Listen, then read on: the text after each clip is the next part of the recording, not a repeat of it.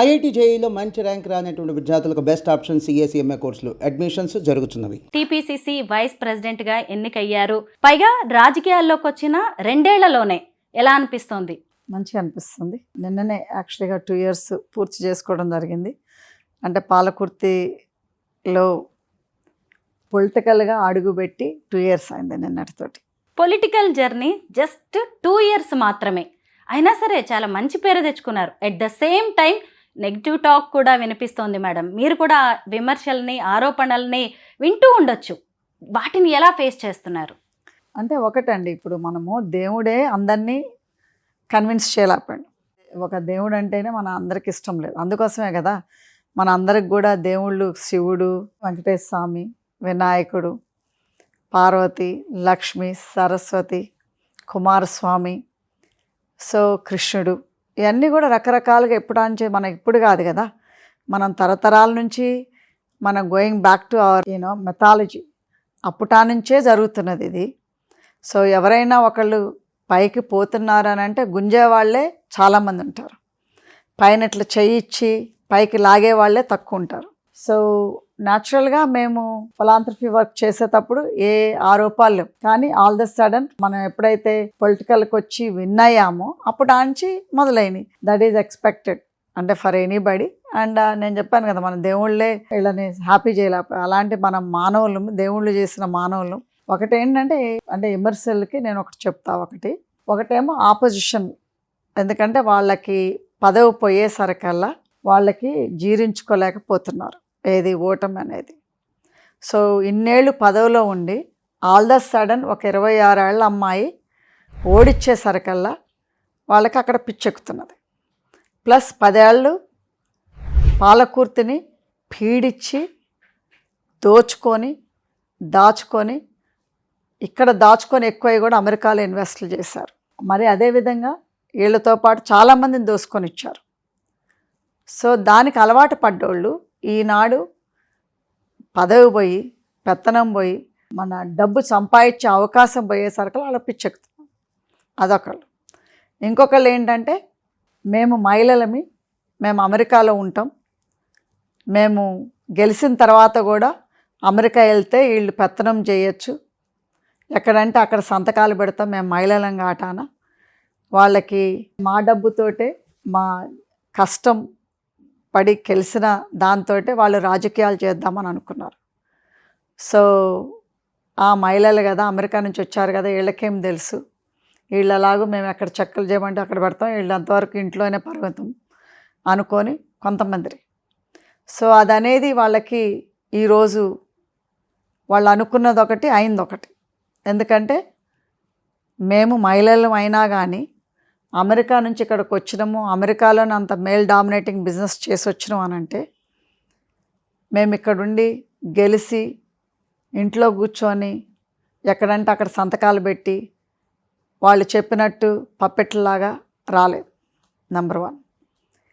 Number 2, మా డబ్బులతోటి ఒకళ్ళ పెత్తనం అట్లా జరగదు. జరిగినన్ని రోజులు వీళ్ళందరూ హ్యాపీగానే ఉన్నారు. ఇప్పుడు ఎవరైతే మా పార్టీలోనే చేస్తున్నారు ఇదంతా కూడా విమర్శలు, వాళ్ళకి గొడుగొత్తుకున్నది, అయ్యో వీళ్ళు అమెరికా ఎందుకు పోలేదు. సో మమ్మల్ని రకరకాలుగా ఇబ్బందులు పెట్టి అత్తాకోడలకు పట్టలేదని వీళ్ళే రాపిచ్చి మీడియా వాళ్ళతోటి. నాకేమీ మీడియా వాళ్ళంటే వేరే అభిప్రాయం ఏమీ లేదు. కానీ కొంతమంది వీళ్ళు ఇచ్చే డబ్బులకో లేకపోతే వీళ్ళు చెప్పే అబద్ధాలు నిజంలాగా చెప్తారు కదా కొంతమంది, అరటిపండు నోట్లో ఒలిసిపెట్టినట్టు. అక్కడ ఏమి జరుగుతున్నది గ్రౌండ్ లెవెల్లో కావాలంటే వచ్చి ప్రజల్ని, పబ్లిక్ని మాట్లాడండి.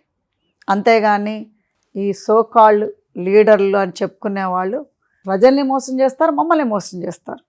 సో ఇదనేది వాళ్ళకి అవ్వలేదు కాబట్టి వీళ్ళు నా మీద, పర్టికులర్గా నా మీద, ఎందుకంటే ఎమ్మెల్యే గారికి పదవి ఉన్నా పవర్ ఉన్నా కానీ తన మీద ఆరోపాలు లేవు. ఎందుకంటే నేను కదా ఫస్ట్ వచ్చింది.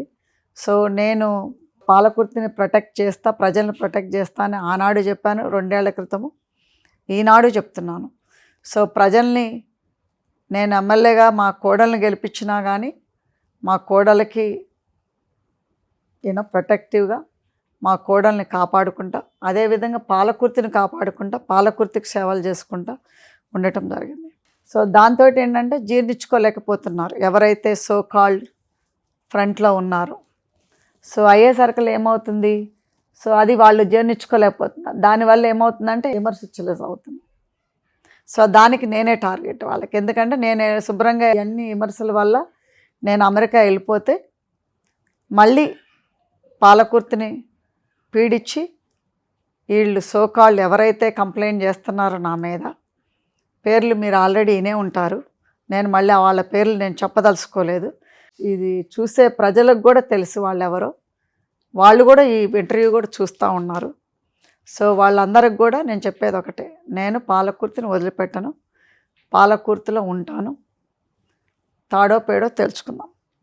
అది నేను వాళ్ళకి చెప్పేది. ఎందుకంటే మీరు విమర్శలు చేసి మీడియాలతోటి రాపిచ్చి మీడియాల్లో ఏపిచ్చి మీరు టైం వేస్ట్ చేసుకోకండి, డబ్బులు వేస్ట్ చేసుకోకండి.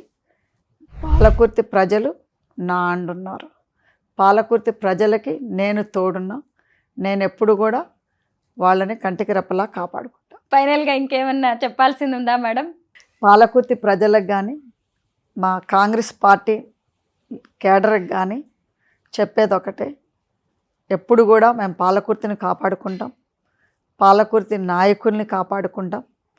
ఎప్పుడు కూడా మేము 2 కళ్ళు కంటే కూడా ఎక్కువగా కాపాడుకుంటాం. ఎందుకంటే ఎమ్మెల్యే గారికి ఒక 2 కళ్ళు, మీరు పాలకుర్తి ప్రజలు నాకొక 2 కళ్ళు.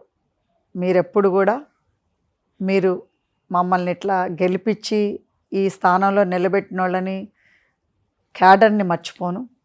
ఎందుకంటే ప్రజలు దలుచుకుంటే బండ్లు ఓడలవుతాయి, ఓడలు బండ్లు అవుతాయి. ఈరోజు మేము ఇక్కడ ఉండమనంటే ప్రజలు పెట్టిన, ప్రజలు కావాల్సుకున్న అనుకున్న చేంజే మమ్మల్ని ఇక్కడ నిలబెట్టింది. మేము కష్టపడ్డా కానీ ప్రజలు ఓటు అయిపోతే కుదరదు. సో ప్రజలు వేసి గెలిపించుకున్నారు కాబట్టి పాలకుర్తి ఎమ్మెల్యే యశస్విని రెడ్డి గారు అయ్యారు. సో పాలకుర్తికి సేవ చేసే అవకాశం నాకు ఏర్పడింది. సో పాలకుర్తి ప్రజలతోటి యూనిటీలో ఉండి వాళ్ళను ప్రజల్లో ఒక మనిషిగా ఉండే అవకాశం అనేది నాకు దక్కింది. సుమన్ టీవీలో మీ పర్సనల్ అండ్ బిజినెస్ ప్రమోషన్స్ కోసం కింది నెంబర్కి కాంటాక్ట్ చేయండి.